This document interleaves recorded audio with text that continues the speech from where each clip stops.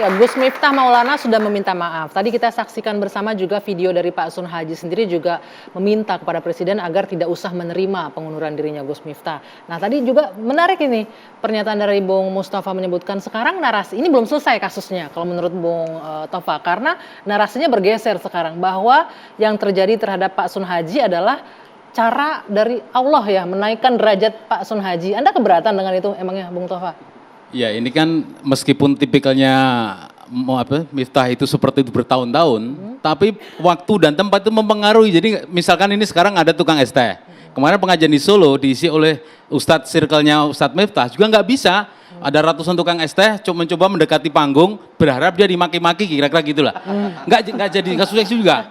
Nah gini, sebenarnya setiap Ustadz ini punya komunitas tersendiri-sendiri ya. Mereka kadang karena ideologi, karena arah pandangan, mereka nggak bisa ketemu misalkan. Saya nggak mungkin akan ngikutin pengajian Gus Miftah karena saya nggak suka karakternya. Nah, ada lagi mungkin orang circle-nya Miftah nggak suka juga mendengarkan pengajiannya Ustadz Zaitun. Itu begitu. Tapi media sosial membabat itu semua. Jadi meskipun ini kan sebenarnya ini disukai oleh jamaahnya Miftah. Sebenarnya suka ini karakter kayak gini nih. Mohon maaf ya, gob terus apalagi bahasa-bahasa yang bahasa kayak gitu. Sampai pada istilah porno. Itu biasa aja. Nah, itu sebenarnya disukai oleh jamaah Miftah. Tapi kalau pengajian tertutup aman sebenarnya, nggak direkam, nggak di-share ke media sosial.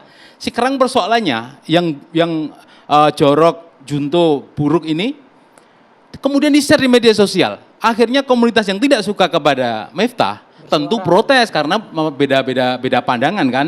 Nah persoalan kemudian saya kaget sekali.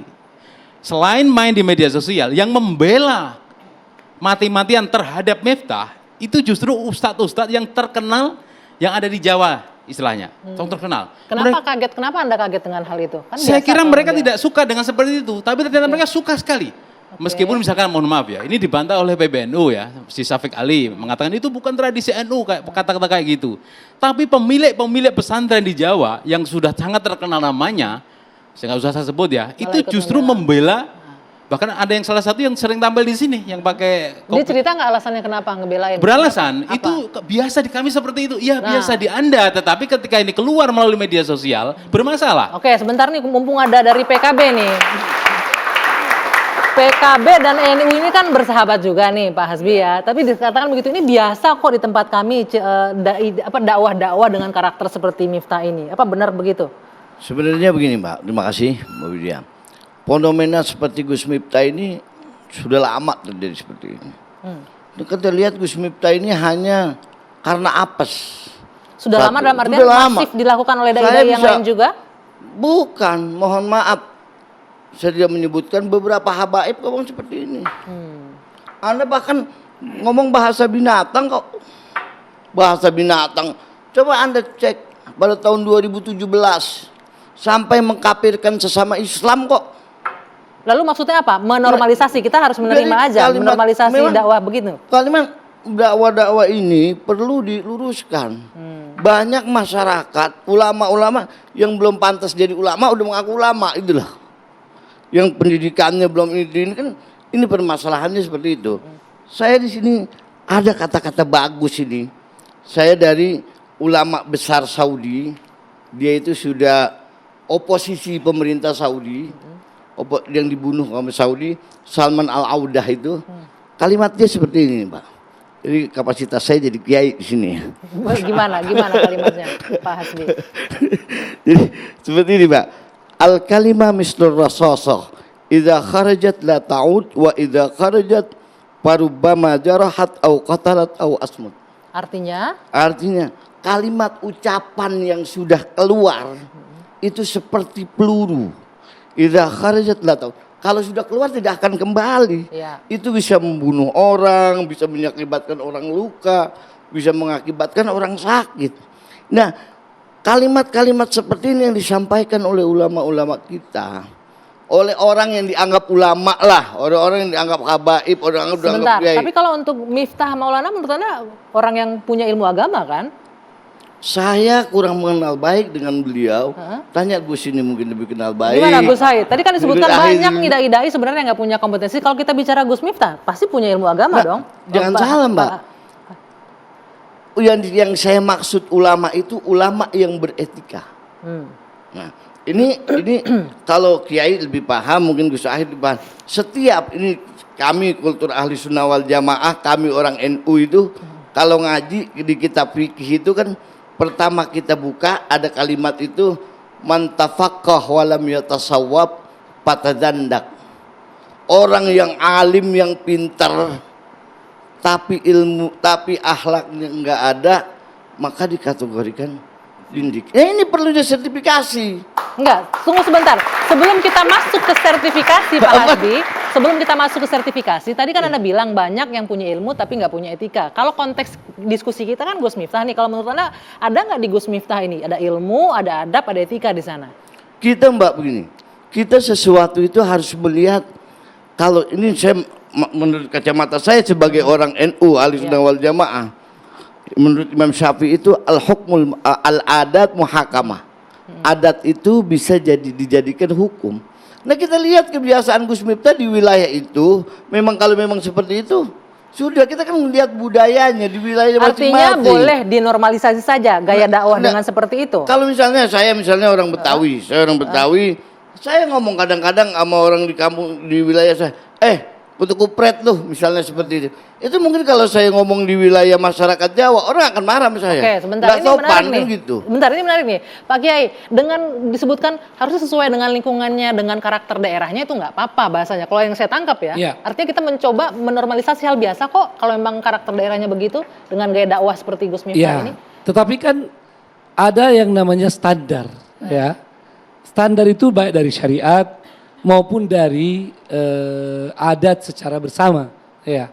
Nah, dengan adanya medsos sekarang, harusnya itu sudah bisa merujuk pada standar itu, ya. Karena sekarang mungkin ketika di zaman lampau, ya, tidak ada medsos, barangkali standar-standar lokal itu bisa saja. Itu pun kalau kembali kepada kearifan daripada syariat, kearifan daripada guru-guru kita, saya kira dimanapun, ya, tetap saja itu dipandang minimal kurang elok, ya kan begitu.